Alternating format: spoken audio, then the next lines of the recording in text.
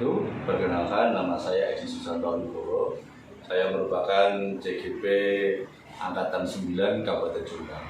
Dalam kesempatan kali ini, saya akan melakukan wawancara dengan Bapak Korwil Kodik Kecamatan Kabuh dalam tugas tentang dilema etika dan pengambilan keputusan. Dari saya akhiri. Assalamualaikum warahmatullahi wabarakatuh. Assalamualaikum warahmatullahi wabarakatuh. Alhamdulillahirrahmanirrahim. Kita bertemu. Ada waktu untuk Alhamdulillah ada luang waktu khusus hari ini. Ketika beberapa hari yang lalu Pak saya selalu senantiasa sibuk, baik di Jombang maupun kegiatan hasil Bang. Di kegiatan fase sudah mulai di bulan-bulan ini sudah mulai. Oh, alhamdulillah. Ini Pak Kecil ya. Kebetulan alhamdulillah saya kemarin ikut dalam program guru penggerak di modul 3.1 itu kan ada salah satu tugas yaitu melakukan wawancara dengan pimpinan. Kalau dulu dengan kepala sekolah, dulu saya kepala sekolah, maka saya harus dengan pengawas seperti itu. Wawancaranya terkait dengan pengambilan keputusan tentang dilema etika dan rujukan moral seperti itu Bapak. Jadi tentunya Bapak dalam menjalankan tugas sebagai pengawas kan kita mengayomi beberapa sekolah untuk mengidentifikasi berbagai permasalahan yang ada di sekolah-sekolah yang terkait dengan dilema etika dan rujukan moral itu seperti apa? Terima kasih Pak Edi, kita siang ini sempat untuk bertemu dan berkomunikasi tentang materi-materi yang ada di tugas yang ada di guru penggerak yang kali ini tentang dilema etika dan rujukan moral. Sesuai dengan pertanyaan Pak Edi tadi, bagaimana saya bisa atau melakukan identifikasi tentang permasalahan-permasalahan atau kasus-kasus yang ada itu sesuai dengan tupoksinya pengawas Pak Edi saat ini adalah sebagai pendamping. Jadi sebagai pendamping di sini maknanya adalah membersamai kepala sekolah di dalam melaksanakan tugas, utamanya dalam melakukan perencanaan. Nah, dari saya melakukan pendampingan itu tentunya saya akan datang secara langsung mengunjungi ke sekolah pendampingan saya, dan dari situlah saya bisa melakukan dialog, bisa melihat secara langsung, mencari informasi secara langsung kepada kepala sekolah. Melalui pendampingan itu saya melakukan komunikasi, dialog, dan di samping itu identifikasinya dari laporan-laporan, dari data-data yang ada yang masuk di kantor Wilker ini sebagai data saya di dalam melakukan identifikasi. Iya. Terus ketika ternyata Bapak dihadapkan pada sebuah permasalahan, terus prosedur atau langkah-langkah apa yang bisa Bapak laksanakan untuk menyelesaikan permasalahan-permasalahan tersebut?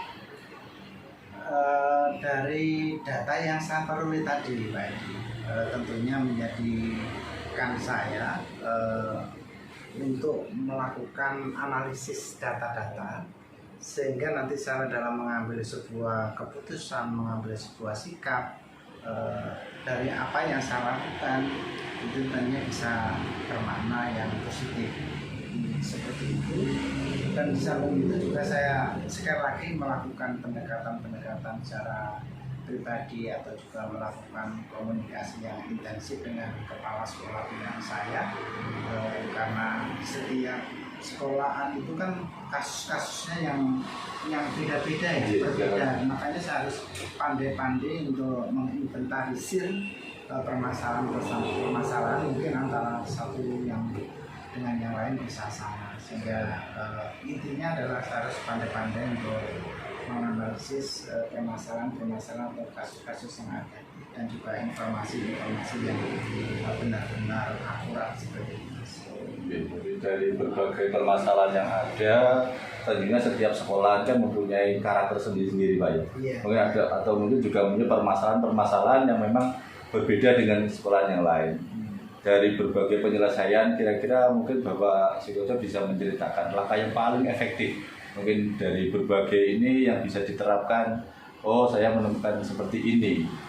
Itu seperti apa Pak?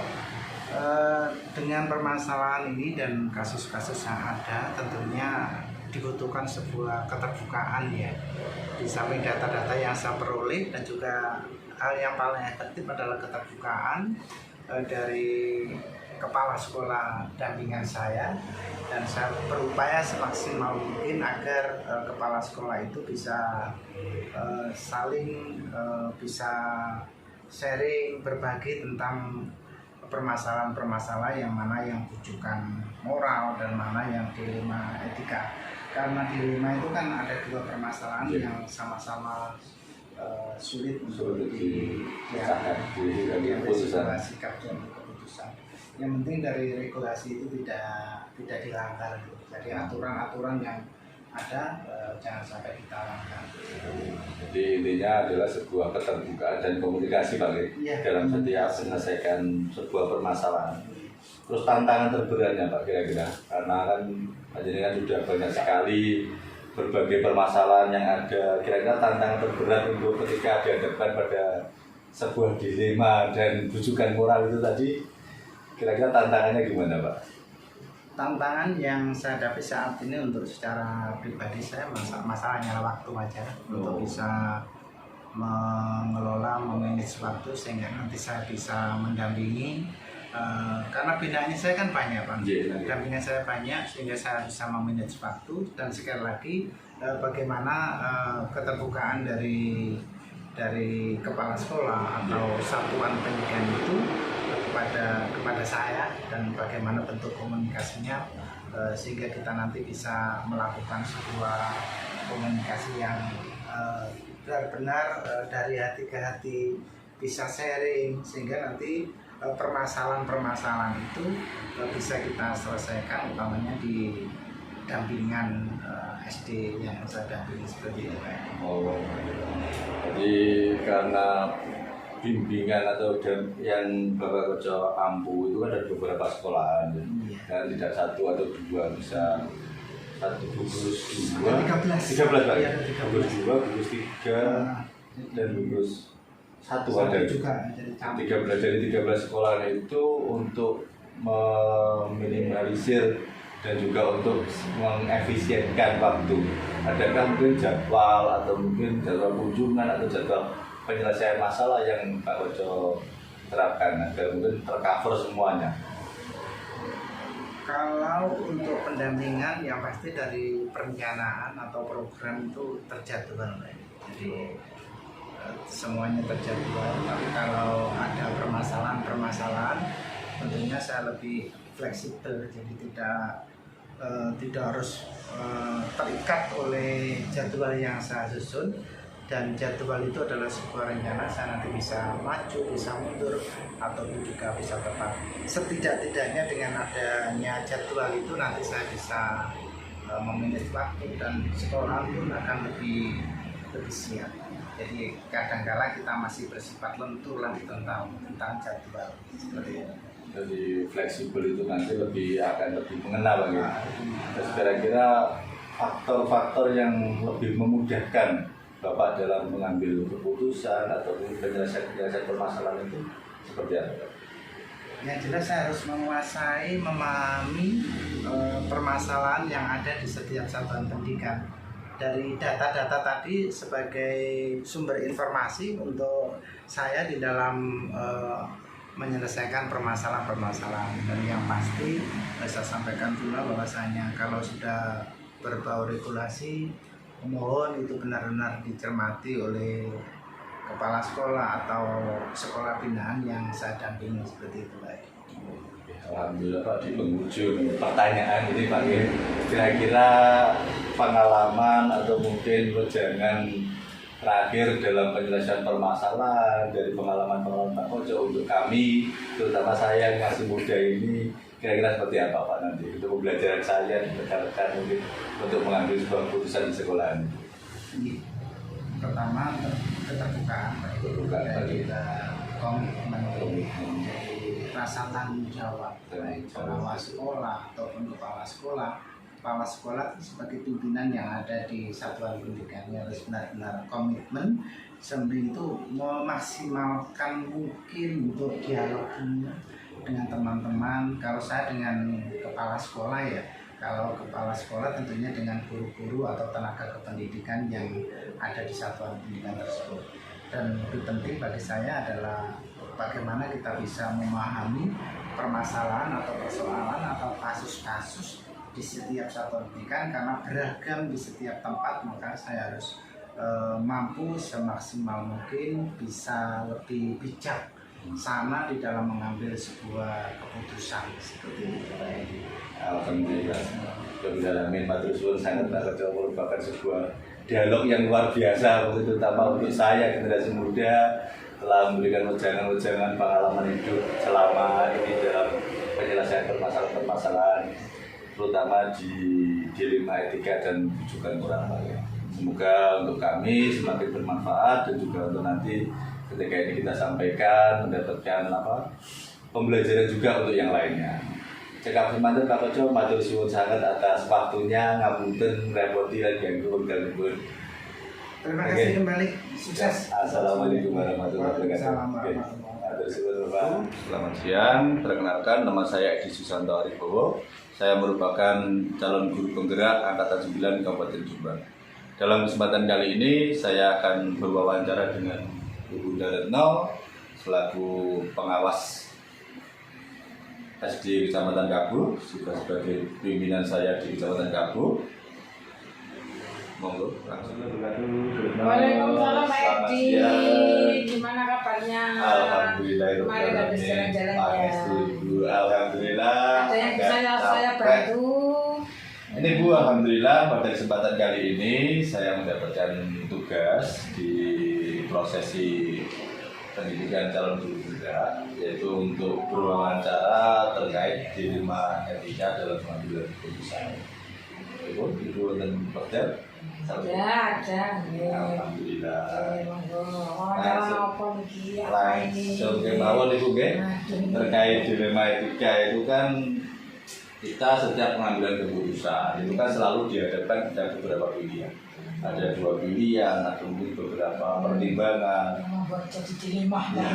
Kadang ada dilema kita itu karena moral, karena kita itu kasihan. Ada juga kita harus di sisi lain juga harus menegakkan aturannya seperti ini, tapi di sisi lain memang kita juga harus menggunakan perasaan yang begitu. Terus menanggapi hal itu bagaimana Ibu mengidentifikasi, namanya dilema itu kan beberapa ada dilema etika, aturan, ada juga moral. Itu mengidentifikasinya seperti apa? Baik Pak Edi, saya tak belajar berusaha menjawab. Secara khusus sebetulnya saya tidak pernah mengidentifikasi suatu permasalahan. Permasalahan yang saya alami selama ini ya pada guru-guru loh Pak Edi, tidak pada siswa, karena memang yang saya tangani kepala sekolah dan guru. Menurut pengalaman saya ketika ada suatu permasalahan di guru, itu pertama yang saya lihat adalah ini permasalahannya apa, masalah kedisiplinan atau masalah sosial lingkungan di sekolah itu dengan teman-temannya atau apa. Jadi identifikasinya ya hanya itu, ini masalah kedinasan apa masalahnya. Terus ini termasuk di apa yang dengan maksud tadi dilema dilema etika. Ini yang dimaksud dilema etika kan yang terkait dengan guru-guru yang disebutnya dalam keseharian itu. Kemudian yang satunya tadi apa itu? Moral. Bujukan moral. Karena setiap kita mengambil kebijakan biasanya mesti yang bermain adalah perasaan atau moral kita. Tidak serta-merta kita harus menggunakan kedinasan, kata tertib. Jadi tidak ada identifikasi khusus, ya hanya itu saja yang membedakan masalah kedisiplinan apa masalah sosial dengan teman-teman. Itu saja kayak gini. Terus mungkin ketika kita sudah, apalagi kalau saya kan sebagai kepala sekolah kan hanya satu skup sekolah saja. Kalau Ibu kan satu kecamatan. Untuk langkah-langkah untuk menjalankan atau penanganan permasalahan-permasalahan yang ada 2 dilema itu tadi gitu Pak? Ya ketika saya ada laporan dan terutama saya permasalahan itu kan tidak pernah informasi itu tidak langsung dari saya, biasanya itu ada informasi dari lembaga, entah itu dari gurunya atau dari kepala sekolahnya yang mungkin ada keluhan deh. Nah, yang saya lakukan ya saya panggil pertama mengklarifikasi ke kepala sekolah. Kalau itu info dari guru, tetapi kalau info itu dari kepala sekolah, saya mencari info lagi dari teman-teman di sekolah. Jadi tidak hanya cukup saya terima info itu satu orang saja, tetapi banyak yang saya mintai info itu, kebenaran info ini benar apa. Contohnya misalnya di suatu sekolah itu ada laporan bahwa ada seorang guru itu jarang masuk sekolah, jarang hadir, pernah suatu saat itu. Terus akhirnya saya tanya juga info itu dari kepala sekolahnya. Saya tanya kepada teman-temannya, bener kah Bu Iki, Pak Iki sering tidak masuk? Kalau memang betul semuanya mengarah ke betul, pasti saya panggil yang bersangkutan. Saya ajak bicara, permasalahannya apa kok sampai tidak masuk berhari-hari Pak. Akhirnya dia mengutarakan permasalahannya. Nah, setelah permasalahan diutarakan, saya sampaikan bahwa yang dilakukan yang bersangkutan atau yang dilakukan Pak Guru itu adalah melanggar kedinasan. Kalau tidak masuk kan jelas melanggar kedinasan. Terus kok jangan lakukan seperti ini, alasannya apa? Nah, ketika alasannya itu intinya yang tidak berpihak pada siswanya, ya saya tetap mengkaitkan dengan aturan seperti itu. Jadi info itu tidak hanya satu info, tidak hanya satu sumber, banyak sumber. Mungkin itu yang pertama saya lakukan. Dengan proses seperti itu pasti akan sangat sulit sekali. Oh, dalam arti kita mempertimbangkan. Kadang-kadang dengan yang bersangkutan itu beradu pendapat itu. Terus dari banyak langkah-langkah seperti itu tadi, kira-kira yang paling efektif yang mana? Yang pertama, selain saya kan dalam mengambil keputusan tidak saya ini dari diri saya sendiri itu, saya pasti sharing dengan teman-teman, saya sampaikan Pak ini tidak masuk alasan seperti itu, saya sharing satu kantor itu, kemudian saya kaitkan dengan kebiasaan, kemudian saya kaitkan dengan keinginan. Karena pernah itu suatu saat guru itu nggak pernah masuk sekolah, ketika saya klarifikasi dia mengakui dengan sebenarnya dia memang saya tidak bisa masuk karena ketika saya mengajar saya ngantuk, saya tidak bisa karena malam itu saya banyak membantu karena kebetulan guru itu punya ilmu perdukunan. Terus saya tanyakan keinginannya apa, katanya mau pensiun dini. Saya sampaikan kalau pensiun dini itu tidak semudah itu, keinginannya bisa itu nanti kan proses melalui dinas, melalui PKD. Ya, akhirnya ketika sudah itu saya buat acara gitu. Akhirnya saya kembalikan karena itu sudah berkali-kali dipanggil, tapi kenyataannya seperti tadi, apakah Ibu ada jadwal khusus mungkin berkunjung ke lembaga-lembaga atau untuk kalau mungkin ada beberapa yang mendapatkan kasus terkait dengan dilematika atau mungkin yang sudah ada mungkin punya jadwal khusus atau mungkin kondisional Ibu? Kalau saya Pak itu tidak punya jadwal khusus karena yang saya tangani kan banyak di suatu sekolah. Yang jelas jadwal khusus itu ketika saya berkunjung ke sekolah, tidak kasus-kasus seperti yang jenengan sampaikan.